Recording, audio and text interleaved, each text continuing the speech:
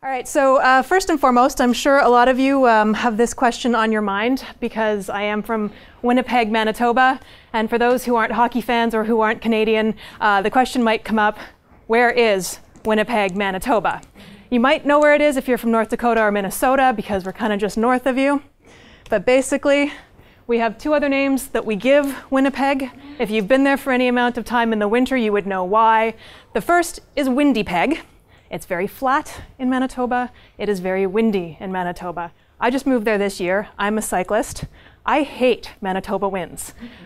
Well, half of the time, because they're great when you're going back with your back. But it was something to get used to. So Windy Peg, definitely I know where that comes from. Winter Peg would refer to the fact that we have winter there 6 to 7 months a year.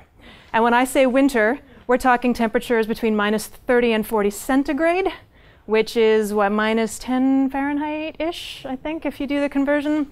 And we get lots of snow. So fortunately for me, I love playing in the snow. So Winnipeg is not such a terrible place. As to where it actually is, it's right in the middle of Canada. That is Manitoba. And Winnipeg itself is the capital of Manitoba. Really the only major city there, and when I say major, I'm talking a population of around 500,000. So Manitoba is not the most populated province in Canada. Now, when I talk about the cold and the snow, you think maybe, do we have polar bears? Not in Winnipeg, but we do have them a little further north in Churchill. So that's just to give you a little bit of a perspective on where I am currently situated. I added this slide because as much as I tried to put things into milligrams per deciliter in a lot of my slides, some of them I forgot, or when I am talking, I will revert to what I've been using in Canada, which is millimoles per liter. So for those of you who hate having to do that conversion with the multiplying by 18, maybe jot down a couple of these so you know which ranges I'm talking about when I get to those. I will slow down with my speaking in a minute once I settle in. Okay. Last little thing I wanted to go through before getting into the full presentation is CGM. For those of you who aren't familiar, I'm sure most of you probably are, but this is one of the tools that I've been using the most in my research, so I just want to make sure everyone's aware of how it works. It measures glucose in the interstitial fluid, so it's not actually blood glucose, it's interstitial glucose. And as was mentioned in the last presentation by Sherry, there is a little bit of a delay. We use it mostly for looking at what's going on for 6 to 12 hours post-exercise. So the trends really are very important. Now they can be worn for, I think, 6 days is what we have approval for in Canada. I'm not sure what it's like south of the border. I'm getting some nods here, so about that. And we get a value basically every 5 minutes. What that means as a researcher is it's a nightmare to handle because you get these spreadsheets just full of data. But it also gives you a really good idea of what's going on minute to minute over the 6 to 12 hours or 5 days even post-exercise. Okay, so what I'm going to talk about. There's going to be a little bit of background, and judging from some of the questions that have come up in the earlier physiology sections, these might be of interest because I'm going to talk about the fuel systems that are used during exercise. So looking at exercise intensity and which energy systems are going on and being used during the different types of exercise, as well as how insulin and glucagon should be helping to maintain the balance of fuel during those activities. Then I'm going to talk a little bit about epinephrine, adrenaline, which has been a topic of interest in a few sessions so far. How that comes into high-intensity exercise is going to come up. And finally, I'm going to get into some of the research that our group has been doing. I was in Ottawa before I moved to Winnipeg, and that's where we were doing the work with resistance exercise. So to bring it down to its absolute total basics, if we're fueling the body in general, this is just for everyday living and also for exercise, your food essentially gets broken down into 3 major components: carbohydrates, lipids, and proteins. These then get broken down further through a series of processes to ATP, or adenosine triphosphate, and this is essentially the molecule that fuels muscle contraction. Where is all that energy stored? I think a lot of you know where your lipids are stored. You can usually feel them when you pinch somewhere around your midriff or on your butt or on the back of your arm. So adipose tissue would be that major storage area for your fat stores. You do also have some triglycerides stored in your muscle, and those get used extensively when you're exercising. And there's a little bit in the blood, but not a lot usually. That's just sort of in transit from one place to another. Carbohydrate, this has been discussed a lot already. A lot of it's stored in your muscle, quite a bit in your liver, and as Sherry mentioned previously, not very much in your blood. So when you look at it percentage-wise, it's less than 1% of what's in your body is actually in your blood at any one point in time. So the different types of exercise in terms of intensity. So I'm going to go through a few things here. This is essentially what you would get in an introduction to exercise physiology class at the undergraduate level. Not all of the details are very important. I'm going to emphasize the more important ones. But if I'm losing you, please ask questions, and I'll do my best to clarify. So in terms of the type of fuel being used, and again, Sherry talked about some of this already, with low to moderate intensity activity, fat is your predominant source of fuel. But you do need to have that carbohydrate there to use as well, basically to help burn the fat. The amino acids come into play a little bit more the longer the duration of activity goes, because your proteins, your muscles can actually then become a source of fuel. And if you haven't fueled properly, or if you're not in the right ranges in terms of your blood glucose, this can happen more and more, and you can end up with your proteins, your amino acids becoming a more important source. The higher the intensity, so as we're moving into what we would call anaerobic activity, and the way you would know you've crossed that line is you go from breathing easily and being able to hold a conversation with the person next to you while you're running to basically panting and only being able to get a word in edgewise. That's when you know you've sort of crossed over into this higher intensity zone. And that's when you're going to start burning a lot more glucose as a fuel. Maximal intensity, I'm talking about really maximal intensity. A sprint, as hard as you can go. Most people aren't going to sustain that for more than 10 seconds. And that's where you're looking at sources of fuel that are actually stored within the muscle itself. So again, if you're going from left to right here, fat, glucose, amino acids, those are all stored somewhere in the body. They need to be released from storage. They need to be transported. Then they need to be burned. It's a relatively slow process, but it can go on for a very long time. High intensity, that glucose is usually released and transported a lot more quickly. And then finally, for the maximal intensity stuff, it needs no transportation. It's right there. It gets used like that, and then it's done. All right, and then in terms of whether or not oxygen is required, yeah? Oh. Is there a difference where the glucose comes from in the low and moderate intensity burning of glucose versus the high intensity burning of glucose? Or is it the same source? It's more or less the same source. I mean, the thing is, for the high intensity, you're using a lot more of the glucose, and that's where it's a lot more coming from the muscles and the liver. But it's all sort of a big pool, really. I don't know if that explains it really all that well. But for the most part, with the low and moderate intensity exercise, you're not using a lot of the glucose anyway. So some of it's going to come from your blood because that's the immediate source that's available, but then that gets replaced fairly easily. It's not an amount that's going to make you drop too quickly if you don't have diabetes. I'm going to get into that. We're going to talk a little bit more about the hormones in a second. I'm still seeing the not so sure look. Okay, all right. In terms of what you can sustain for these, the low to moderate, as a lot of you know, you can keep those going for hours as long as you're fueling properly. High intensity is usually a matter of minutes, and then maximal intensity is usually a matter of seconds. And you're kind of like, but what about those races where I'm going, 6 miles and it's really sort of high intensity?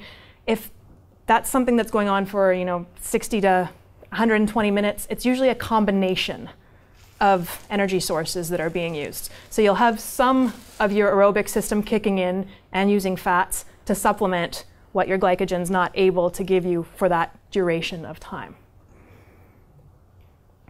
Okay, so if we look specifically at the low to moderate, here is where a lot of it's coming from. So this was your question. The liver's not giving quite as much as it would be during the high intensity stuff.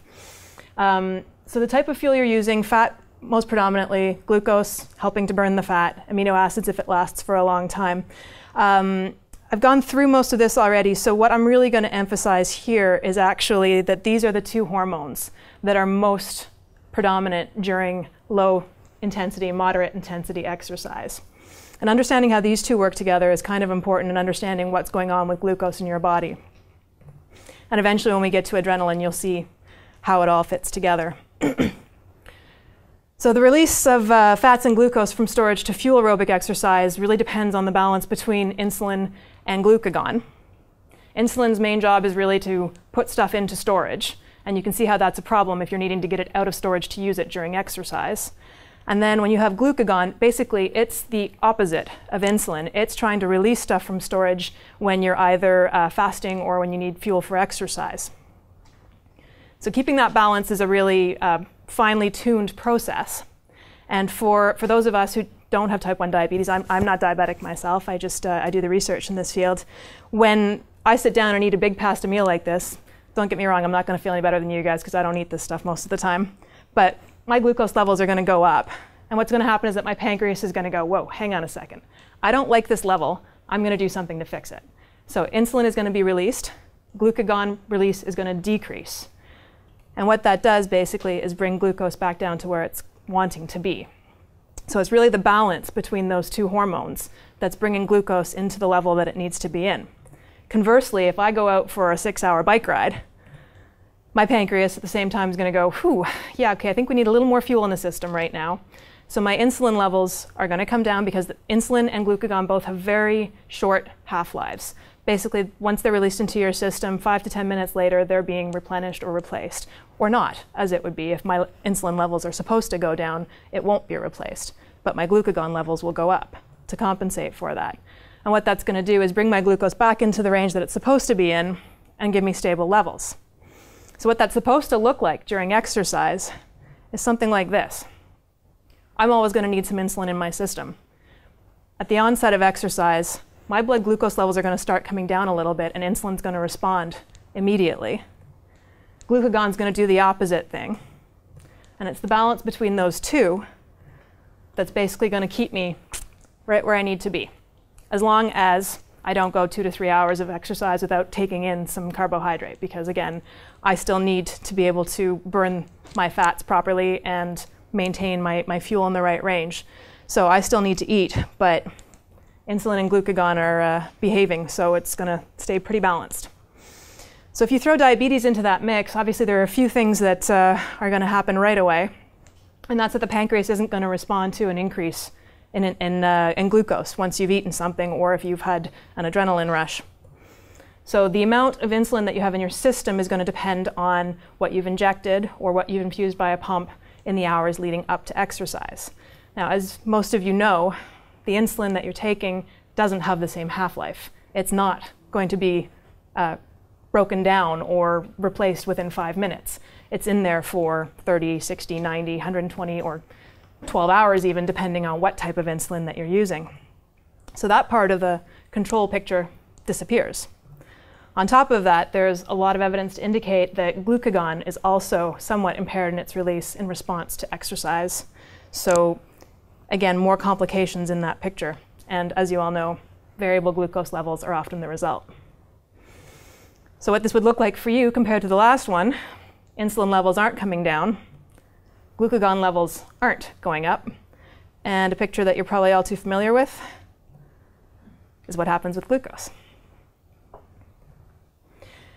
Now, what's interesting with aerobic exercise is if you look at a lot of the studies that are out there, if they look at people over a lifetime, the more that people are active and exercise, generally speaking, the better their A1C levels, the healthier they are, the fewer diabetic complications that they have.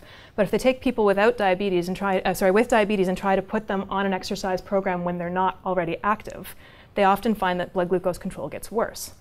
And this is usually due to an overcompensation with either excessive insulin decreases or too much carbohydrate intake.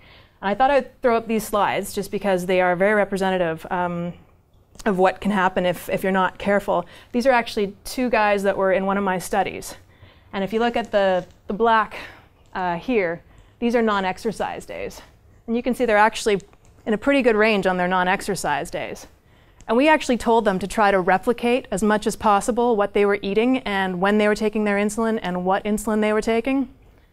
I don't know, does that look like they did a really good job? Not really. So, I mean, this guy here has almost twice the glucose levels coming into aerobic exercise. And this was 45 minutes running on a treadmill at 60% of their maximum, which is basically like, it's a good running pace, but it's not one where you'd have a hard time telling the person next to you what's going on. It's definitely in the aerobic zone.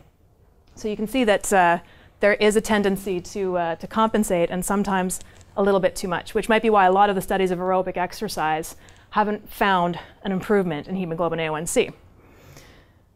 Now this brings us a little bit more to the idea of high intensity exercise, because it's something that's come up a little bit more in research lately. And this can be in the form of intervals, sprints, and in my case, we're looking a bit more at resistance exercise. So here you're getting glucose, which is being released from the muscles in the liver, where it has been stored as glycogen. It's a pretty quick release process, but the important part is that epinephrine now becomes the most powerful hormone there. The balance of insulin and glucagon don't really make as big a difference when you're dealing with high intensity exercise. Epinephrine, so adrenaline, actually becomes the key player. And it's pretty much the same thing when you're looking at maximal intensity exercise. So those really short, hard sprints, 4 to 10 second intervals, where the energy is being accessed from within the cell itself. Again, it's epinephrine that's making the big difference in terms of fueling these. So at that point in time, how much insulin you have on board isn't really going to affect your blood glucose levels as much as the epinephrine is. And generally speaking, with a lot of these higher intensity exercise bouts, you're going to be seeing increases in blood glucose. And then I guess I'm emphasizing again there that you can often get input from more than one system, especially where you're looking at longer duration. Okay, so this is just a bit of a summary of what I've been saying. Quick release of muscle and liver glycogen. And these are some of the activities that would fall under that category of high intensity. So running, cycling, swimming, and these are at the stage where basically when you're breathing, you can hear your breathing, and the person next to you can hear your breathing, and you're going to have a hard time having a conversation with them. I actually threw up a personal example of this. This would be me from the last criterium race I ever did. I wish I could say that I'm by myself there because I'm ahead of the group. That was about when I had given up chasing. And when I say anaerobic, I think wheezing was the term that my sister used to describe me as I went past her. So that's what we're talking about in terms of high intensity. Now, maximal intensity, very short bursts. Things like plyometrics, sprints, heavy lifts. This is the type of activity where the fuel is actually stored within the cell, and you're getting that conversion of ATP, so adenosine triphosphate. You're essentially using it really quickly with phosphocreatine in the muscle cells to fuel the activity.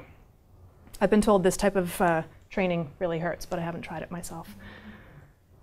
So the key differences that I was trying to emphasize earlier, insulin and glucagon really aren't playing as big a role. And epinephrine, so adrenaline, really becomes an important player. The reason for that, of course, is the fight or flight response. As Sherry said, somewhere along the evolutionary line, we had to decide whether we wanted to run away from that bear or fight it. But either way, the body was going to need a ton of energy to do that. And this response is our nervous system's way of giving us the energy. So basically, all of this is designed to help the body have the fuel, the oxygen, and the ability to deliver the fuel and the oxygen to the muscles in time to be able to actually act. Blood pressure increases, respiration, your breathing gets faster, your heart rate increases, force of heart contraction. And a lot of you have probably experienced this if you've done competition, whether it be in a sport or a race, that you're standing there waiting for the gun to go off or the whistle to blow, and you can actually feel your heart pounding in your chest. That's adrenaline. Chances are if you're feeling that, your glucose is going up. That's just part and parcel of the adrenaline response. You're probably also going to get those veins sticking out if you actually have that vascular feature in your body, because more blood is being provided to the muscles. And your metabolic rate is also going to increase so that the glucose and the fatty acids can all get to where they need to be as quickly as possible. Here it's really important to understand the difference between somebody without diabetes and with diabetes in terms of what's going on with the adrenaline response. So let's start with somebody without type 1 diabetes. Right before you get into this competition, or as soon as the whistle blows, basically the epinephrine is going to increase a lot. It's pretty substantial. What that does is increase glucose production. A lot of it's coming from the liver, and it gets dumped straight into the bloodstream. This can happen before you even get to your race. If you're really nervous, you can start seeing increases in glucose right away. Glucose uptake is going to increase as soon as you start your activity, but a lot of the time, your body's not going to need anywhere near as much glucose as your liver can put out. So what that means then is during activity, you're going to see an increase in blood glucose even while you're exercising. If your pancreas is working properly, though, it's going to sense this increase in glucose. And as soon as the activity is done, because here we're normally talking a matter of minutes or seconds, you're going to get an increase in insulin, and it's going to bring your blood glucose right back down to where it is supposed to be. So here I actually decided to throw in some data. Had a really good time in April. I went to Toronto, and one of my colleagues, Michael Riddell, some of you may have heard him speak over the years at some point. We decided to take 7 athletes with type 1 diabetes and put them through a bike race. And I was the control subject, and we were all wearing CGM. So here you can see what my blood glucose levels look like on a regular day. And for the most part, I actually run fairly low. I'm kind of like near 70 a lot of the time, which might explain the reason why I get hangry, as my sister would call it, that if I don't eat over a 2 to 3 hour period, I'm just one cranky woman. So now I actually have sort of proof of this in these CGM tracings. But you can see that I'm, fairly insulin sensitive, fairly stable, fairly steady, fairly low. So let's throw in this race, which quite frankly was, quite a bit of carrying my bike through ankle to shin deep mud, interspersed with periods of trying to ride my bike through ankle to shin deep mud. It was a bit messy and a little bit hairy at times. I think I fell 6 times off my bike that race. There were some interesting bruises at the end of the day. Michael had a much funner time with it. But this is my glucose when you throw in a race. And I'm just going to preface this by saying, A, I'm not 19, B, I'm not male, and C, I wasn't properly trained for this race. So this is not a huge response compared to what some people might have in response to a race.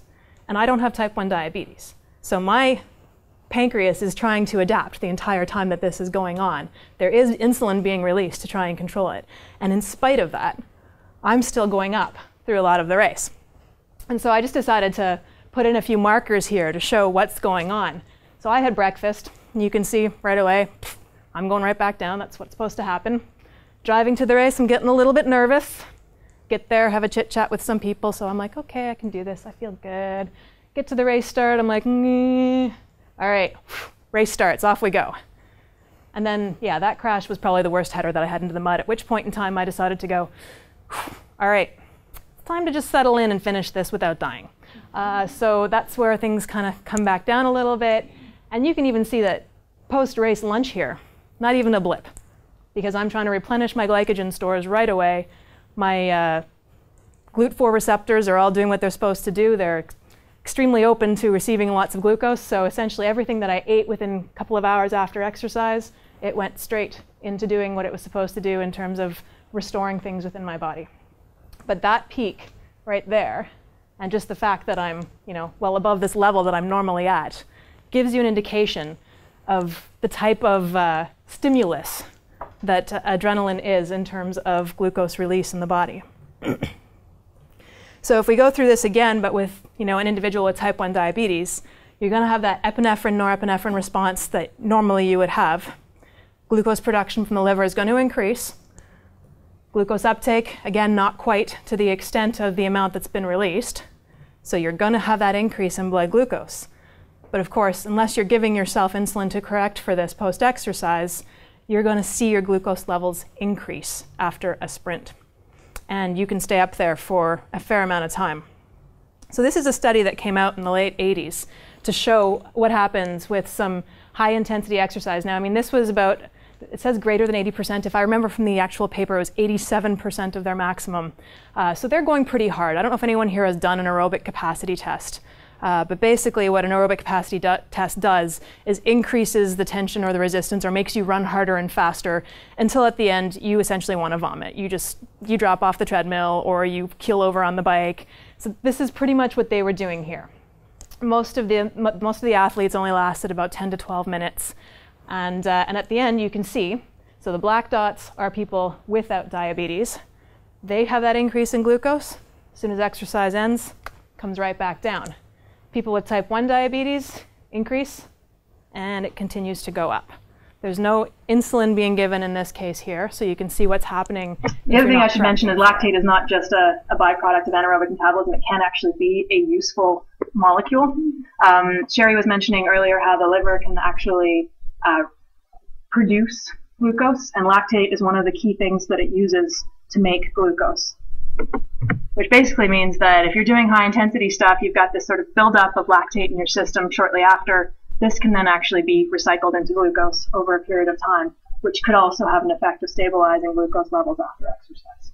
No one's really looked all that closely at it though, so we don't know enough about it. I need to get on that with some of my next research. All right, so I mentioned this very briefly when I was showing the race stuff. Age will affect your epinephrine response. So essentially, the older you get, generally speaking, the less response you have. But if you are a fitter person, you will have a higher response than somebody who is not as fit. Men tend to have higher epinephrine responses than women when it comes to high-intensity exercise. And there are some medical conditions or medications that will interfere with this. I'm not going to go into detail on that. If you think that you have a problem with this, it's definitely something you should be discussing with your doctor. Okay, sprints and intervals. There has been some very interesting research over the last, let's say, 8 years. Some of it's been coming out of Australia, and the reason why they've started looking a bit more at the high-intensity interval training in general for the population is that they're starting to see that even for people who don't have diabetes, whether it be type 1 or type 2, there are some very big benefits to doing some high-intensity training, and it's usually that you can get more bang for your buck. You get as much gain out of doing less volume of higher intensity work. So we're seeing bigger improvements in cardiorespiratory fitness and heart function, increases in muscle and liver insulin sensitivity. And for somebody with diabetes, that can mean that you are going to end up needing less insulin on your daily basis. For people with type 2 diabetes, it's a way of improving their insulin sensitivity and hopefully preventing the use of insulin in the long run. Bigger improvements in the muscle's ability to break down fuel. So basically, you just get better at using what you've got in there. And for type 1 diabetes, it can help prevent drops in blood glucose during exercise. The reason this actually came up is because there was some interest in how field sports would affect blood glucose in people with type 1 diabetes. So the first one to come out was a really simple study looking at what would happen if a 10-second sprint was performed at the end of an aerobic exercise session. So keep in mind here that these are very specific conditions. I'm not going to say that after a 3-hour run that if you do a 10-second sprint, you're going to see the same thing. That one they haven't done yet. If you want to try doing the study with a sample size of 1, you're more than welcome, but you might need someone to scrape you off the sidewalk afterwards. In terms of these ones here, they were using 20-minute aerobic activity followed by 10-second sprints. Here I threw this one in because this bar represents the sprint, and this spike here is adrenaline. Okay, so they measured epinephrine the whole way along, and just a 10-second sprint pretty much triples the amount of adrenaline in your body. So it's a very short stimulus, and it has a very big effect. In terms of what it does to blood glucose, so remember, this is the same group of people that's come back twice for one session. They've done just the 20 minutes of aerobic exercise and nothing else. And for the second one, they've done the 20 minutes of aerobic exercise with the 10-second sprint at the end. So 20 minutes with no sprint, go going down. 20 minutes with a sprint, stops going down. Now, there are pretty big error bars here, which tells you there's a lot of variability. So the response is going to be more pronounced in some people than in others. But it does generally show you what the trend is. And that's that the 10-second sprint at the end of 20 minutes helps prevent a further drop in glucose. They tried doing the same thing but putting the sprint at the start of the exercise session. You can see it's not quite as pronounced, but again, the black dots represent what happens with the sprint versus what happens without the sprint. And there is still a bit of a stabilizing effect if that 10-second sprint is performed before the 20 minutes of exercise. Yeah? If you're getting low, you go for 10 seconds and stop it. In theory, it should bring you up a little, yeah. Now, make it a really good sprint, though. Yeah, so I mean, this is maximal intensity. This is as hard as you can go. Can I just comment on that? Yeah. It's such a science experiment, too, because I remember hearing this once before, and being in a safe environment at the gym, you know, there's somebody there, there's snacks, there's loads, and all that, and blood sugar is going down. It might be to 4, and that's multiplied by 18, whatever that is here in the US. And if I tried that, I would do just like, okay, hard on the bike machine, and it did actually elevate it. I was shocked by that, but it's like, would I go for that every time? No, because I was freaked out doing it, right? It was just like, am I going to get this work here? But it did work, right? Well, and when you think of like the epinephrine response being a lot of liver glycogen that's being broken down, this is what I'm saying. If you want to do this after 2 hours, if you get nothing left in storage, it's not going to help you, right? So there are lots of things to be aware of if you're trying to use this to save yourself. Yeah. What if it's not 60 or 80%? I don't know quite yet, but I mean, if you're going to go for a 2-mile run, do you suggest doing high intensity sprints either every mile or knowing studies? There are no studies. No. Like what I'm showing you here today is the extent of what is out there for high intensity stuff in type 1 diabetes. And what I'm going to summarize this whole presentation with is find what works for you. And you're probably all sick and tired of hearing that. But quite frankly, metabolism is so variable as it is. There is a huge genetic component. There's an emotional component. Sleep will affect it. Your immune system will affect it. There are so many factors coming into play that are so individual that when it comes down to it, you just have to find what works for you. And it's not going to work for you every time either. So you just have to sort of get really good at figuring yourself out. Okay, you know that study there that when they did a 4-second sprint. This is the 4-second sprint right now that we're looking at, yeah. I did not talk about it yet. I just brought the slide up, yeah. And before I start talking about it, I'm going to mention that's the Winnipeg Jets over on the far side there. So yes, this is the 4-second sprint. And what they did with this one was to try and simulate field sports. And of course, hockey as well would fall under this category because what they did was a 30-minute exercise period where every 2 minutes they threw in a 4-second sprint, so even a shorter stimulus. And it had a very similar effect to that 10-second sprint at the end of exercise. So you can see here when they came in and just did the 30 minutes, and I mean, this is a fairly low intensity activity. It's 40% of their aerobic capacity. So this means they can probably whistle a tune or have a chit chat with the person on the treadmill next to them while they're doing it. Actually, this one was cycling. But when they did a 4-second sprint every 2 minutes, you can see the effect that it had on blood glucose. And this went all the way up to a full hour post-exercise. It would be interesting to see, what happened after that. But they didn't keep anyone in their lab long enough or put a CGM on them. So this is essentially the extent of what we know. So this one here did use CGM. This is a study out of Toronto. So this is Michael Riddell's group. And what they did for this one was have their participants do a few different things. They had a sedentary day where there was no exercise, and that's what the SED is on there. That one's represented by the black circles the whole way down here. Then they had what they called a control day. The control day was basically moderate cycling. So 55% of their peak, and that one you can see is the red down here. And the last one that they had was moderate cycling with 9 sets of 15-second sprints, and that one comes in with the blue. So you can see that right after exercise there was a bit of a peak here when you did the sprints during exercise. What they wanted to look at was what was happening overnight. So how did adding these 15-second sprint intervals to their bike workout affect the risk of nocturnal hypoglycemia? And they were very careful about one thing. You'll see here that this is 50% of the maximum, whereas this one says 55. What they were trying to do there was match the work output. So in spite of the fact that they've thrown in these high-intensity intervals, they've done exactly the same amount of work in terms of calorie output or energy output in each of those exercise sessions. And it's interesting to see that with just straight aerobic exercise, they were finding there was much higher risk of going low overnight compared to when they threw in these high-intensity intervals. Now, this is a little bit different. There's another study out there that kind of shows the opposite, where there's a higher risk after high-intensity intervals. But my theory behind that, and again, this is just my opinion, we don't actually have studies to prove that, Mike's participants were trained. They actually were used to doing this type of activity, whereas the other study, they weren't. Now, as Sherry was saying earlier, when it's a new activity, when it's something that your body's not used to doing, you're more likely to have problems. So we need to do more of these studies, because right now we've got one saying one thing, one saying another.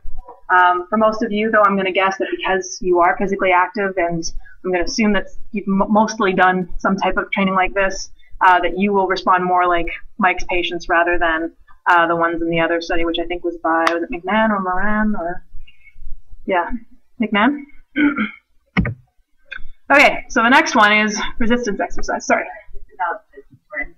Has there been any studies found in terms of how that affects your performance? No. There's very little out there. So aside from not wanting to get your blood sugar low, in terms of sprinting and stabilizing blood sugar, what does that mean in terms of our bodies? Are we burning fat? What does that mean? Well, the sprints are basically just going to be releasing some glucose from your liver, from glycogen stores. You're still going to be relying a lot on the fat that's out there, but this is just helping you supplement the glucose that you would normally need to help burn the fat. So in the last one, there was a slide that mentioned that what you actually run on about 8% of it is glycogen store and 20% of it is glucose. So when you do the sprint, that's actually between those. So would that kind of the trade that you doing? No. No. Well, depending on how long your exercise is, right? If you're going 60 minutes, 90 minutes tops, and again, that's really stretching it, then you might be able to get away without taking in too much carbohydrate. It really, again, depends on, the individual when it comes to dealing with diabetes. But generally speaking, if you're going for any extended period of time, you just always have to take something in. Okay, so resistance exercise. Again, this is something that's been getting a lot more attention recently because the benefits of resistance training are becoming more and more apparent, not just in terms of becoming a bodybuilder or an Olympic athlete. Doing resistance exercise on a regular basis will actually increase your resting energy expenditure. So the analogy that I use is that a bigger engine burns more fuel. Your muscles are the main fuel consumer in the body, basically, and the more muscle you have, the more fuel you're going to use. Increases in lean muscle mass obviously are going to come from weightlifting. There are also studies that show decreases in fat mass, a reduction in the risk of type 2 diabetes. This is mostly through increases in insulin sensitivity. There are very few studies in type 1 diabetes, but I'm pretty sure they're also showing that there's a reduction in insulin dosage with regular resistance training. There's a lowering of the resting blood pressure, improvements in blood lipid profiles, improvements in cardiovascular health. Basically speaking, resistance exercise does lots of good things for the body, just like high intensity training does. In terms of what's out there for training programs, this is kind of important to understand as well. Depending on your goal, you're going to do a different type of resistance training. If you're looking at building muscular endurance, you're going to probably have longer sets. So 10 to 15, maybe even 20 repetitions. What you're looking at on the screen right now is sort of a novice to intermediate level type program for that type of goal. If you want to increase your muscle mass, you're going to start decreasing the number of repetitions you do in each set, but increase the amount of weight you're lifting. You're also going to give yourself a little bit more rest between sets. If you're trying to increase strength, again, you can bring down the number of sets a little bit more, increase the weight even more, and then also increase the rest between sets. In terms of power and explosiveness, this one's a little bit variable because if you're doing it with weights, you want to go with a really heavy weight for a very short burst. But you can also do it in terms of plyometrics, which is no weight, and you want to just do very explosive. But again, the sets are relatively short, and you have a much longer rest time. Now, the reason this is important is because if we go back to that whole idea of energy systems, how long it takes you to finish that set is going to dictate which energy system you're using during the exercise. So if you're doing these muscle building, muscle endurance sets, where you've got 15, 20, sometimes even 25 repetitions, depending on what you're trying to achieve, that's going to border a little bit more on the aerobic side of things. Whereas if you're doing the really short, powerful things, that's going to go on the maximal end, where it's mostly that ATP PCR conversion within the muscle. You're not looking at bringing a lot of glycogen out of storage. It's going to be mostly the fuel that's stored within the muscle itself. And everything in the middle is, well, a little bit in between. So predicting blood glucose responses, again, becomes a bit of a crapshoot. The one we've actually looked at the most is the increasing muscle mass. And I'm going to talk a bit about those studies in a second. So if we look at the actual, what they call intervention studies, where they've taken people with type 1 diabetes and said, here, you're going to do a weight training program, and measured hemoglobin A1C to see if it actually improves blood glucose control, they've actually had some pretty good results. This was the first study back in the early 90s. It was very small. They had 8 participants who did about an hour a day, 3 times a week for 10 weeks. It was a fairly advanced program, so 3 to 7 sets of the same exercise. Didn't quite fall into that chart that I just showed you, but it was pretty heavy and intense lifting. And they actually had a pretty good improvement in hemoglobin A1C from 6.9 to 5.8%. That's fairly substantial. Another study that looked at circuit training, so it was actually a combination of resistance and aerobic exercise, but alternating, also saw an improvement in hemoglobin A1C from 7.7 to 6.8%. Again, this is fairly small, 10 participants, 45 minutes a day, 3 days a week for about 12 weeks. There was one study that actually compared resistance and aerobic training. So the aerobic group did a 40-minute walk or run 3 times a week for 12 weeks and actually had an increase in hemoglobin A1C from 8.7 to 9.8%. And the resistance training group was training about the same amount of time, doing one of those programs that I was talking about for muscle building, so 8 to 12 repetitions. The decrease wasn't statistically significant, but it's still looking a lot better than the increase that was found with the aerobic training. So that brought up the question in our group in terms of what could be going on during exercise so that the outcomes from these resistance exercise programs are looking quite different from the ones in the aerobic exercise programs.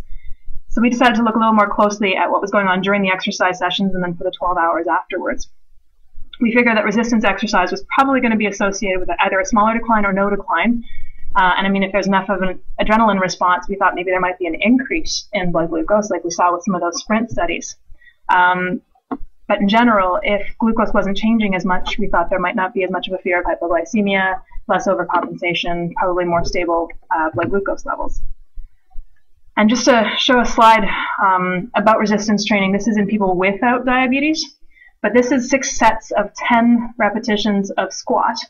And this is the epinephrine response. So you can actually see it's a pretty big change in epinephrine levels here in the individuals who are doing the squatting.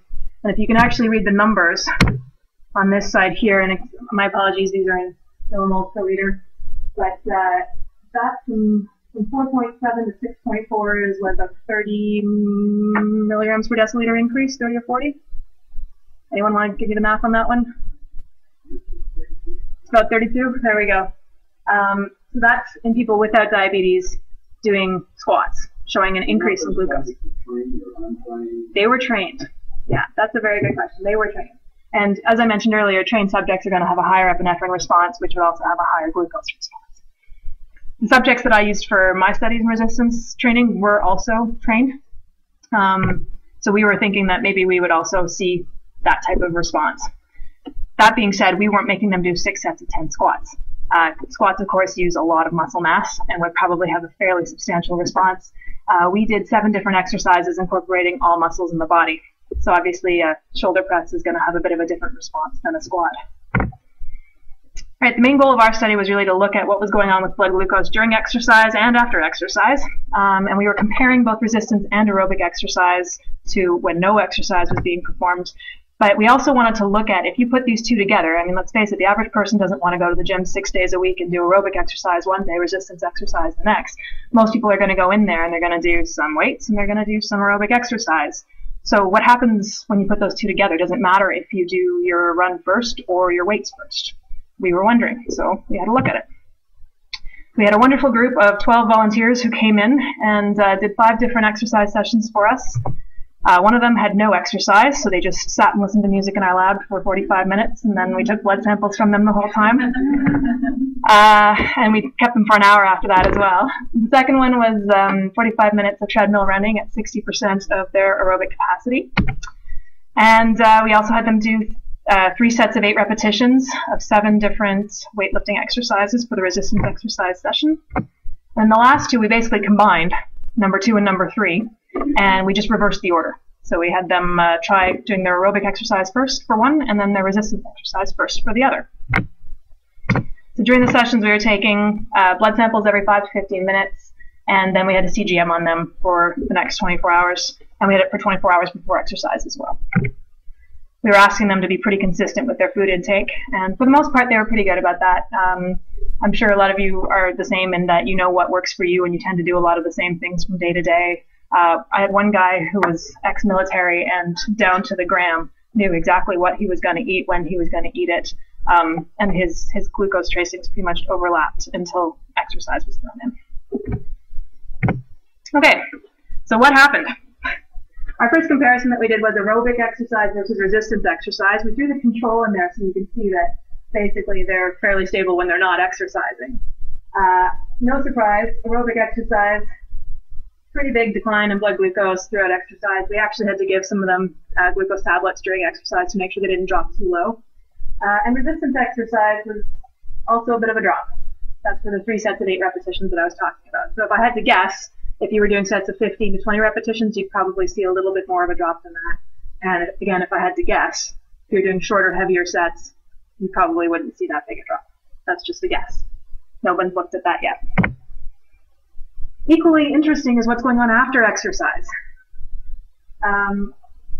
This is a phenomenon that I'm sure some of you have experienced, that rebound. I think Michael Riedel refers to it as the whip. You just get this big bounce back after exercise. Some of it's because you're taking in glucose during exercise. Some of it's because you're slightly insulin resistant after exercise. What I thought was really interesting, though, is that the resistance exercise sessions, they all had very stable blood glucose levels right after exercise. And that actually continued for quite a while after exercise. I'll show some of the overnight tracings in a minute. But again, like the control session, you can see it's pretty flat.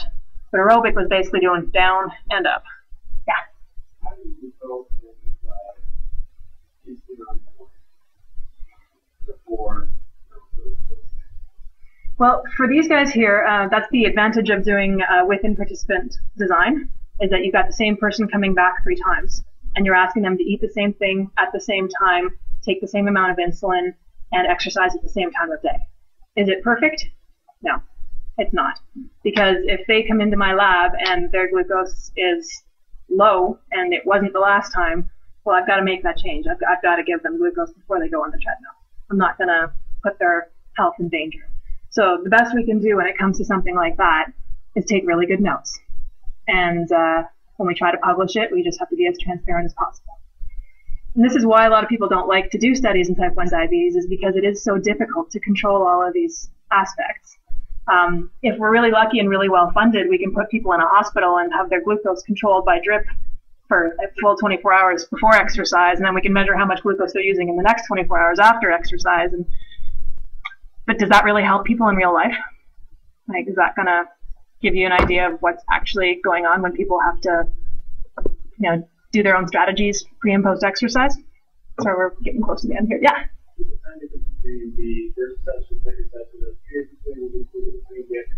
There was at least 5 days. Yeah. In some cases, it was longer. It just depended on when they could come back. How much did they, what's their last meal before they began exercising? Okay, so they're exercising at 5 o'clock in the afternoon. Okay.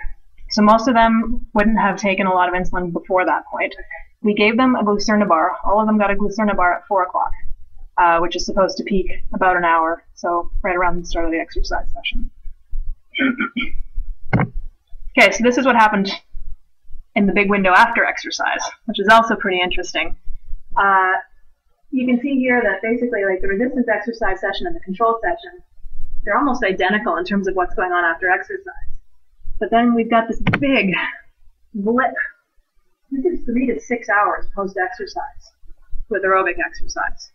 Not quite sure what's causing that, but that's a substantial amount of time to be high after exercise. And if you're not wearing a CGM, you might not notice it. So that was an interesting observation that came out of that one.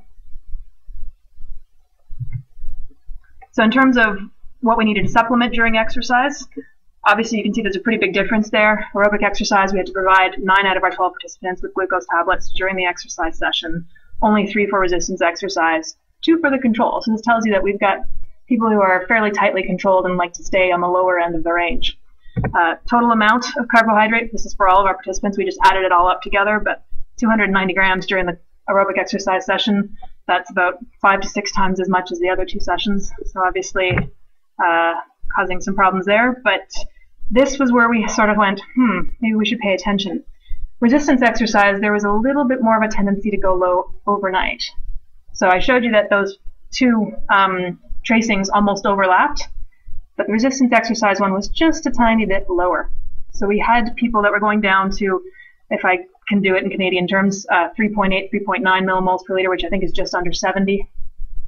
They weren't going very low, but they were going just slightly low. So to the point where you kind of might want to be aware of it and keep an eye on things, because if it went any lower, it could be a problem.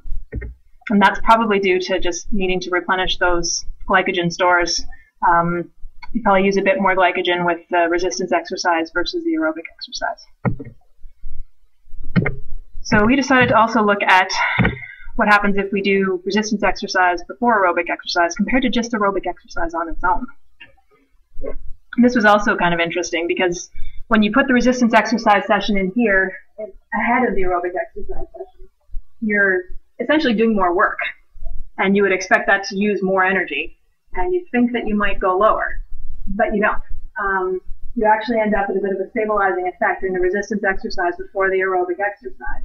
So you get less of a decline in glucose during aerobic exercise, and even slightly more stable post-exercise. And in terms of how many participants do we have to give supplements to during exercise, in spite of the fact that they did more work during the combined exercise session, there were fewer of them needing to be supplemented during exercise. So adding in that resistance exercise session probably helps a bit with the glucose levels. Yeah. In the study too, not the study itself, but hey, instead of doing 45 minutes of aerobic, let's just try one in an hour and a half, and then 3 hours body afterwards. Did you guys have an opportunity to look at a sample? So it was just that one. Yeah. I'm just curious if it was 2 hours, 3 hours, 4 hours, and that's probably less than that. What we did see in that window that might interest some of you, and it's not directly related to your question, but you just brought something else to mind.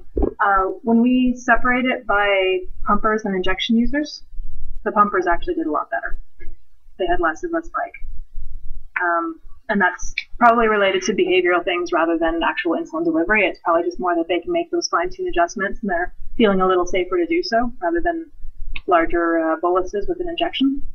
But yeah, as I said, there's not a lot out there. We're just scratching the surface here. Okay, so nocturnal hypoglycemia, there wasn't really a big difference between those 2 groups. If we look at the area under the curve, if you can picture this, let's just say you've got your straight line that you want to be at. The area under the curve is basically showing you how long and how low people were. You can see that there really isn't a big difference between the 2 groups here. So adding on that extra 45 minutes of resistance exercise, in spite of doing more work, in spite of burning more fuel, we're not seeing additional risk in terms of hypoglycemia after exercise. All right, exercise order. This is the one Sherry liked. She almost included this in her presentation. So you can see by looking at this that there's actually a very distinct difference whether you perform your aerobic exercise first or your resistance exercise first. If you put aerobic exercise on first, you get this big decrease in glucose, which you barely recover. And I mean, a lot of this recovery here is us giving them glucose. Whereas if you do the resistance exercise first, you can see that glucose levels essentially remain higher and in a safer range throughout the entire exercise session. When it came down to how many people we actually had to supplement, go ahead, yeah, I do here. I'll come back to the other slide in a second here. You can see that with aerobic exercise, more than needed to be supplemented. And then if we're looking at this area under the curve again, which tells us how long and how low they were, it was worse for anyone that went low after the aerobic resistance session versus doing your weights first. And then overnight, you did aerobic first. You're finding, again, that this window of 1 to 2 in the morning is usually where there's a lot of risk of hypoglycemia, especially if you're doing your exercise later in the day. And we found that with aerobic exercise being performed first, you were more likely to have that low at around 1 or 2 o'clock in the morning. Whereas if you do your weights first, more of a stabilizing effect. A bit of an aside, it's not published yet, but there is a difference in growth hormone response that's probably responsible for some of this. because growth hormone is going to affect the amount of fat that you're burning. It's actually going to increase lipid metabolism if you have higher growth hormone levels. And when we did resistance exercise first, we were finding a higher growth hormone response, which could probably spare some of the glucose. And that might be why we're seeing higher, more stable glucose levels and less of a risk of hypoglycemia overnight. You might have said this men only. Nope, there were 2 women in the sample. Hard to say when there's only 2 of them. And actually with the growth hormone measurements, we only ended up with 1 female in the sample because the blood samples from the other one didn't turn out. She had terrible veins. They were all hemolyzed. Okay. So the key points for resistance exercise. It may be associated with more stable post-exercise glucose levels, but again, I'm going to emphasize these were trained individuals and we looked at one type of resistance training. So if this is something that you don't do regularly and you're about to undertake, make sure that you're taking very good care of checking your glucose before, during, and after exercise. This is a message you've probably heard how many times today, but it's really the best that we can advise you to do.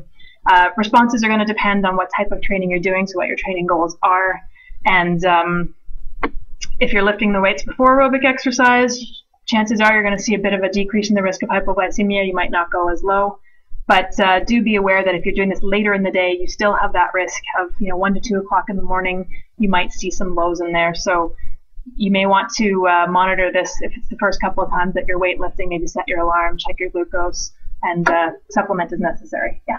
What do you consider later? So we were doing ours at about 5 o'clock in the afternoon. I'm sure it'd be different if you did it 8 or 9 o'clock at night. It might just delay it a little bit more until like the dawn hours, which then is going to all be different depending on cortisol and growth hormone and all those wonderful things that are going up first thing in the morning as well. So hard to say. All right, so if I had to give you some take-home messages, I've been repeating a lot of these all day. Individual responses are going to vary. Be aware that anticipation can cause an increase in blood glucose, but most of you are aware of that. These are questions that have been coming up throughout the day, like what happens pre-competition if I'm really high. That's something that does happen with adrenaline. Check your glucose levels frequently if you start increasing your intensity or duration even for training or competition. And just an example of something that often sends people's glucose levels sky high, beach start for a triathlon swim, not fun. And I'm sure some of you have experienced very high glucose levels as a result. So that's it for today. If there are any other questions, feel free to email me at any point in time. I'll do what I can to answer them. And I think that's it for today.